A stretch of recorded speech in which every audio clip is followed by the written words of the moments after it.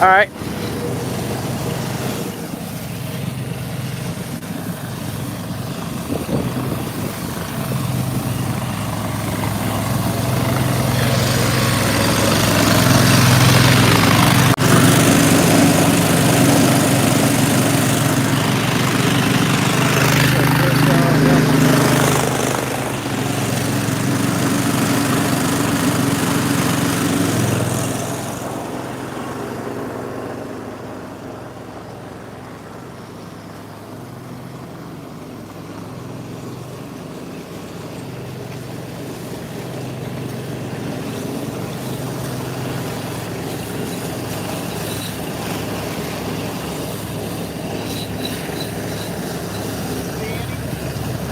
Yeah, above that right light.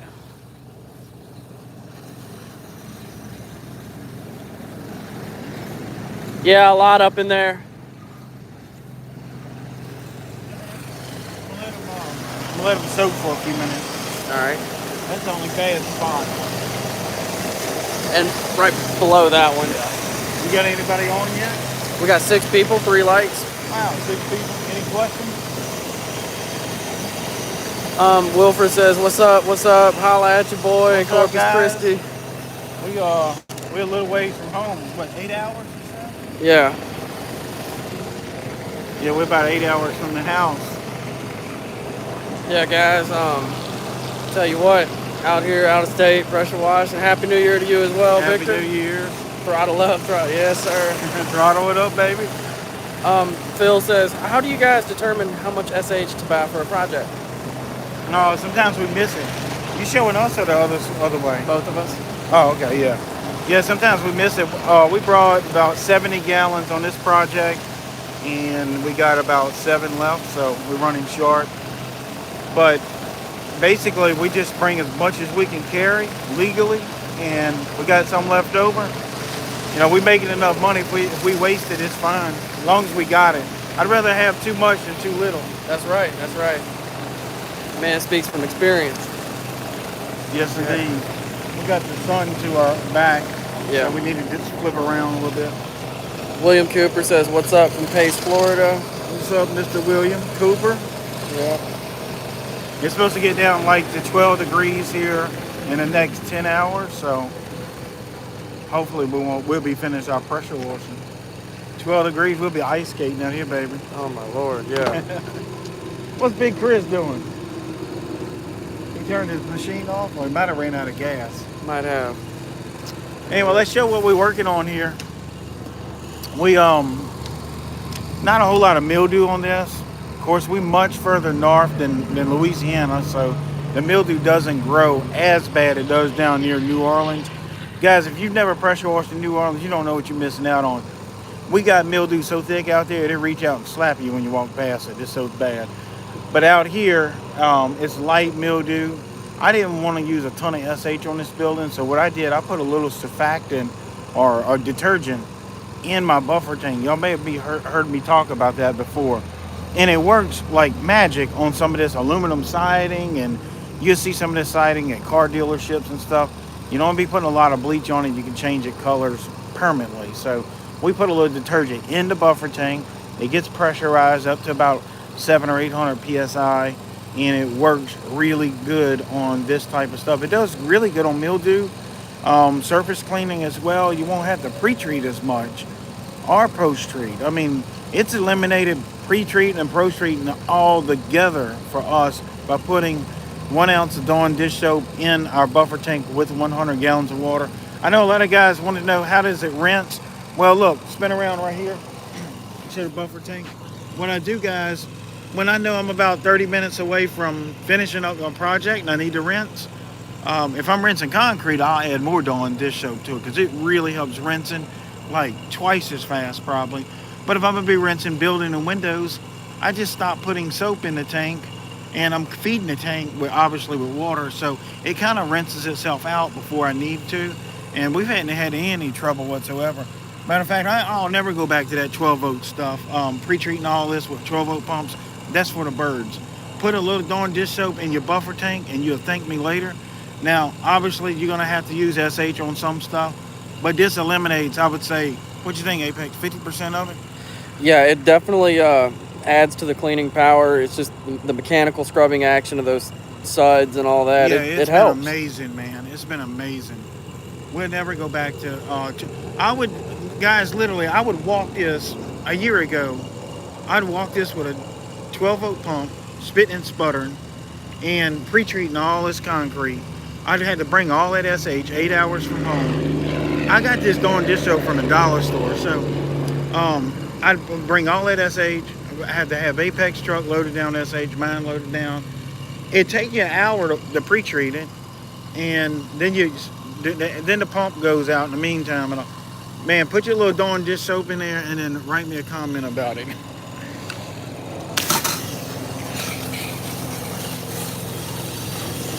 Got any good questions?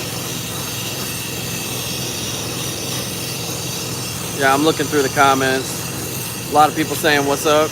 What up, guys? What up? Out here trying to make $1, baby. Trying to make some sandwich money, Apex. Matter of fact, I'm starving. We did find this little place here locally. It had sausage biscuits. Man, that was walking distance from my hotel. That was pretty good. Pretty good. Babel Manquamain says, all the way from South Africa, learning game. I am about to launch this service, this side hustle, guys. That's beautiful, man. South Africa is definitely a beautiful place to visit. Wherever you have a chance, we will be coming. I've studied on South Africa quite a bit. The history of it is phenomenal. But look, there's money to be made all over the world with this, no matter where you at. I talked to a guy, Apex, you ain't gonna believe this. I talked to a guy early this year in Iran, starting a pressure washing business. Guys, we can touch people from all over the world, get out there and change their lives, and everything needs cleaned, you know? Yeah, so Kyle was asking, so you're putting Dawn in the buffer tank and then surface cleaning? Yes. Yes, sir. Never go back to not doing it. And I talked to a pump engineer about it. They said it's called upstreaming. It's not going to hurt anything. Obviously, don't want to run SH through the pump, but I'm tempted to. I'm not going to do it, but I'm tempted to just see what it would do. I may sacrifice a cheap pump one day. But I have a theory. If you could pressurize SH up to about 600 PSI, I think it would be a game changer. Not 60 PSI like the 12-volt pumps, not 150 or 160 PSI, but 600 PSI.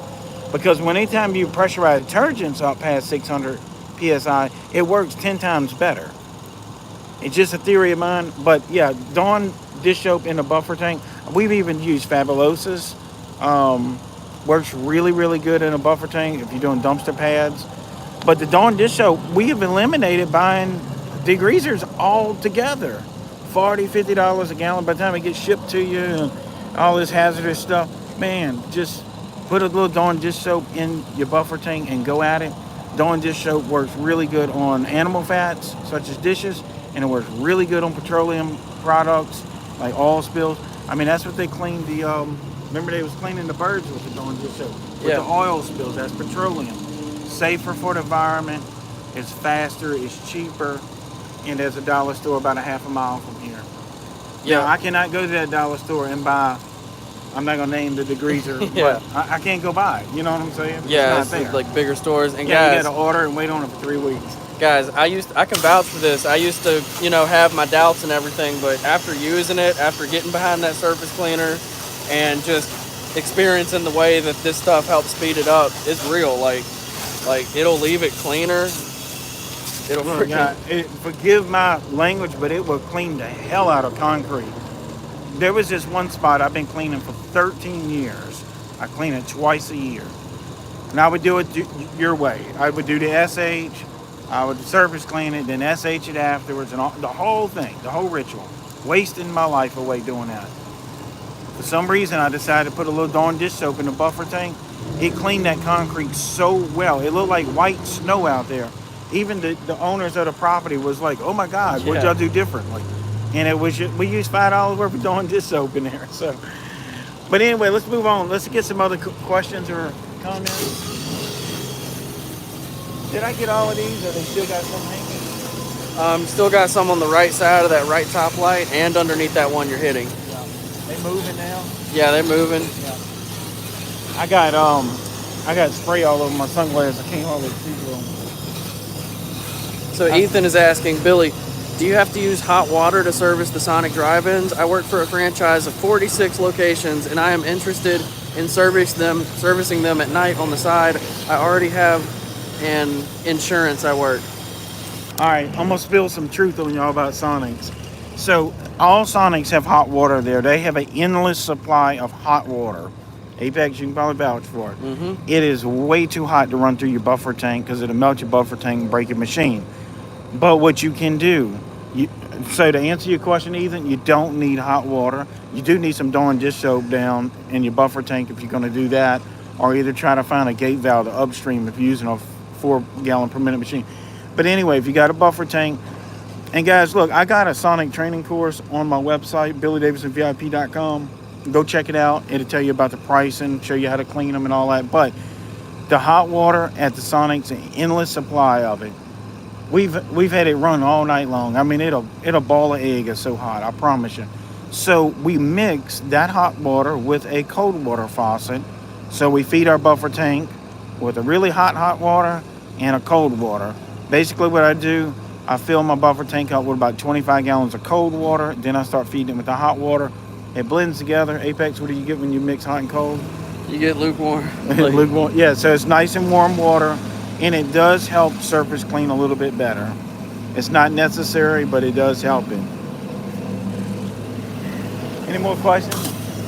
Yeah, Michael is asking, how did you go about getting the contract on the Sonics? I have my own pressure washing company and wanted to get a contract with Sonics or McDonald's or just one of the fast food restaurants.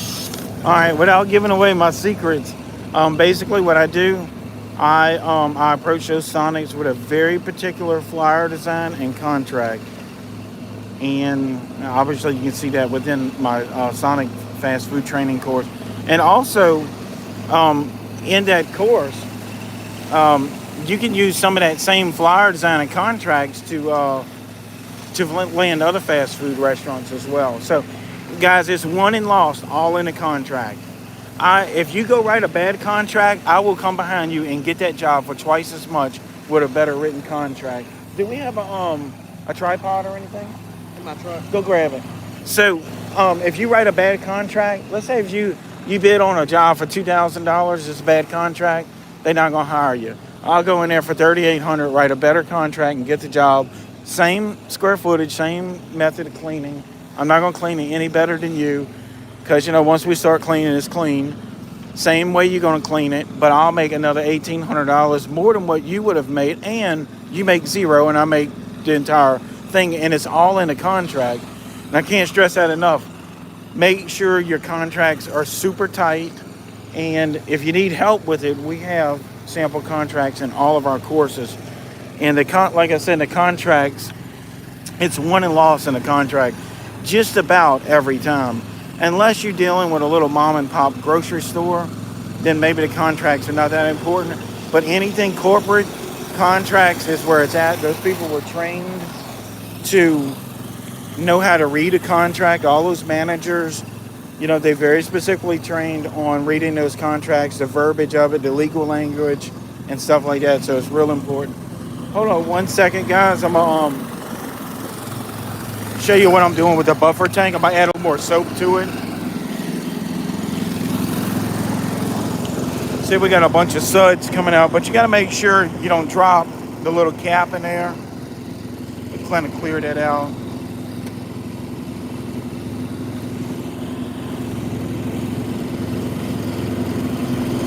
All right, that's all I do, and it's kind of hard to do with one hand. But yeah, look at those suds. Usually they don't come out that bad, but I've been letting my machine bypass a little bit, and it does change the color of it, the water. And then now you can see the suds coming out. It's really quick because we add suds to the buffer tank within 20-30 seconds. It's coming out, and if I quit adding soap to it, within 20 minutes we're not getting any suds. So you do have to kind of run back and forth, putting little suds, Dawn dish soap in the buffer tank, but it makes it so much faster, and it really cleans the concrete. A deep cleaning versus not using it. We've actually surface cleaned without the Dawn dish soap, and it looked okay. We put Dawn dish soap in it and went back over that same spot, and it made a world of difference. It re-cleaned it some more, if that makes any sense. So here's Apex. Probably got some questions you can read. I'm gonna grab my wand. All right.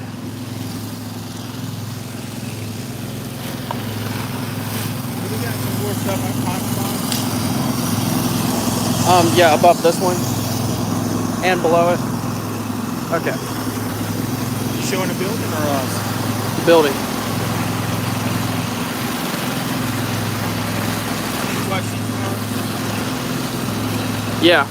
Okay, so Ethan is asking, does your course specifically show how to get the grease off surfaces, soft washing the canopies, etc.? I don't know if I got any canopy washing in the course, but we talk about it because we very rarely wash the canopies, but we did it a few times. But it mainly gears to how to clean the concrete the best way, even where you should park your truck. Because we went through a lot of growing pains doing sonics, and you know, it's a lot of good information in there for sure, and it teaches you how to price them properly and stuff like that.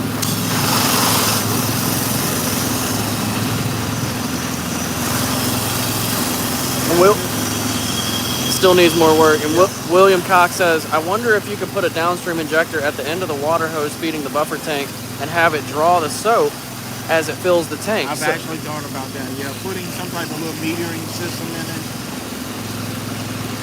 Yeah, definitely it could. And you know, you'd have to play with it and see what your draw rate is on it, because you don't want to overdraw. But that's a great idea, actually. Probably a little more power, I guess. All right.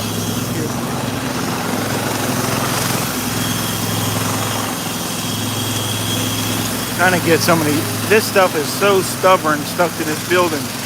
I think this building actually has a little bit of electrostatic charge to some of these particles. There they come now. The only thing about on this job, guys, we've been fighting water flow from the customer's spigot. Got that one. A little bit to the right of it. Right in here. Yeah.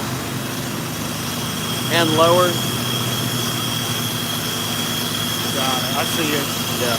I see it now. This is kind of stubborn though. Yeah. Phil says, what is the biggest pump you can put on a Honda 3X90 13 horsepower? So, you get, depending on how much PSI you want, I've seen some guys put a 2000 PSI, 8 gallons per minute on a 13 horsepower Honda. So think about it like this: the more PSI you want, the much less flow you want to get. The more flow you want, the lower the PSI.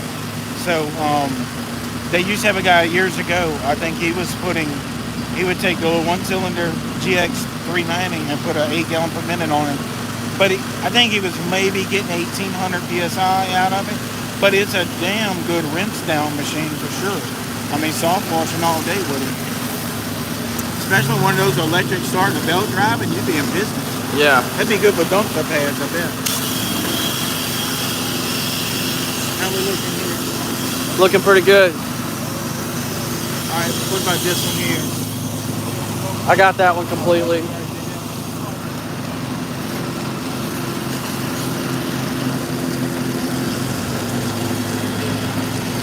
That one's looking good.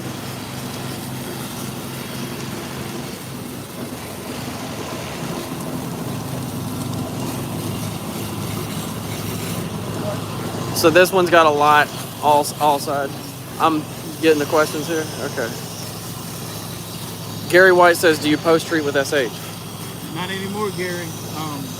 The Dawn dish soap in the buffer tank has eliminated all of that part. And Kyle says, with Dawn only, how does it fare against a driveway with black algae? So we tried it in several different scenarios, and we did not have to use any SH. So depending on how bad it is, your equipment that you're running, you may be able to get away with having to pre-treat or post-treat. Hopefully both of them. But you may still have to post-treat. But I think you're going to have to post-treat a lot less often and a lot less frequently, a lot less concentration of the post-treat. So let's say you're post-treating with a 4%. If you used on dish soap in your surface cleaner, you might can downstream it with a 1% post-treatment. And so at the end of the day, it's eliminated post-treating and pre-treating for us. So I'm not going to blanket generally say that it's going to eliminate it altogether, but it has for us thus far. So we still out here testing it. We got a couple of other guys testing it around the country. We're going to be bringing out all that data to the YouTube channel as we get it in. So we field testing. This makes about 5 months into it. And, I threw away my 12-volt pump. So, I mean, no more of that for right now anyway. What else we got on there?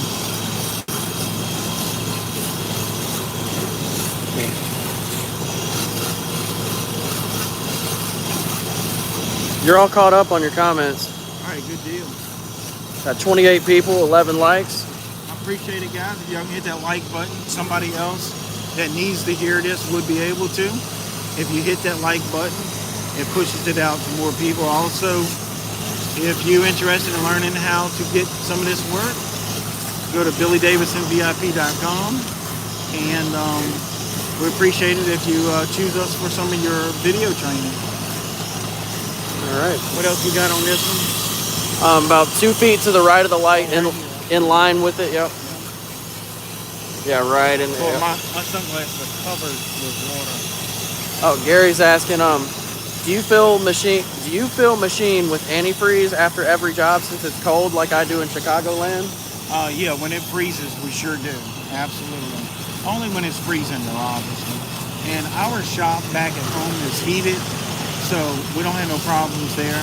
But when we out on the road like this, like we're going to be traveling through some very cold weather, like 12 degrees, we'll have antifreeze in the system, even while we're traveling.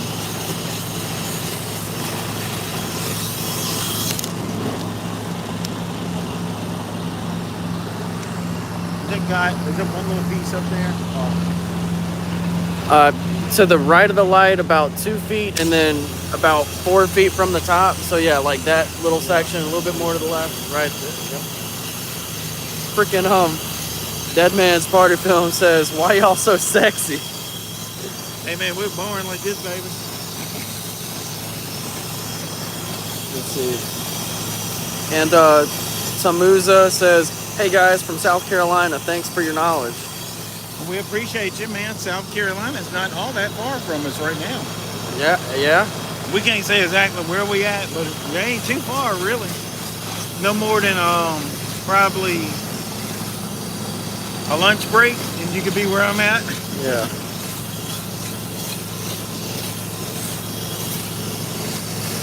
Dead Man's Party Film says, "Get it." Yes, sir. So where's everybody from? Are y'all drop me some states where y'all from so I can kind of get familiar with y'all. A little lower. Couple stubborn ones. Yeah, I get down to the soft thing and tip them. All right. Yeah, I'd like to see where everybody's from. What state? How's the weather too? Dead Man's Party Film says South Georgia. Tamuza's from Anderson, South Carolina. Beautiful. Yeah. South Georgia. Yes, indeed. We'll be passing through that area in about a month probably.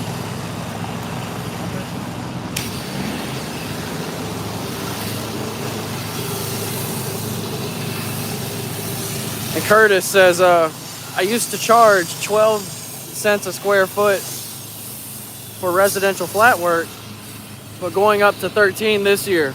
Are y'all around that price? A little more on residential, depending on how much square footage you add. I kind of like to start out at 15 cents a square foot on residential, and they got to have a minimum of 1,000 square feet to get that price. Obviously, if it's a little smaller, we're going to have charge more per square foot. So it really depends on the volume of square footage you're doing. I have done 300,000 square feet for half that price. So it just depends on the amount of volume and stuff. Oh, yeah. Well, we don't have We gotta watch our battery because it'll hang up on them. Getting a couple more good comments and we're gonna roll. You got some people from New Zealand, North Texas, Amherst, Illinois. New Zealand. Let's stop on New Zealand. What's their name for New Zealand? That is awesome. Andrew Morris. Andrew, it's awesome to have you on here, sir. New Zealand, that's a beautiful country out there. It's another place we need to go visit. Yeah, to move. Wouldn't that be cool if we went to every continent and pressure or something or stripe the parking lot? Man, you want to watch the world. Dude, I want to go down to Anguilla. One of my good friends lives down in Anguilla that sponsors our striping stuff. And Asphalt Kingdom, y'all may have, guys, if y'all ever need anything, striping equipment, paint, seal coating stuff, go to Asphalt Kingdom. It's a great company, a great group of people that run it. But yeah, Anguilla, I talked to them this morning. We're like below freezing. They're running around with their shirt off, swimming. So, Wow. eating seafood, right? Yeah. Any other states or something? That's it. You're all caught up. All right, guys. Well, look, we're gonna get off of here. What's Big Chris at? And looking at him in the camera, right there. Look at him. Yeah. I bet he's starving to death. Surface cleaning away. We're about 2 hours past our lunch right now. Guys, anyway, we love y'all, man. We're trying to do another live. We actually gonna leave this state that we're in now and going to another state tonight. And we may try to do another live, so y'all please hit that subscribe button. Also, go check out Apex's channel. He's got something very special that he did for New Year's night. If y'all hadn't seen it, what's the title of the video?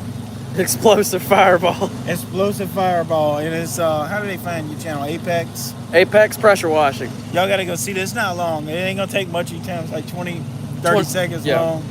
This dude is a fool, bro. Hey, y'all, go check out that video. Leave a comment if y'all think he's crazy or he's brave. We got to make a poll. Is that crazy or is that brave? Yeah. Anyway, guys, we love y'all. Billy Davidson here, BillyDavidsonVIP.com with all your pressure washing training that you need. We'll see y'all in the next video.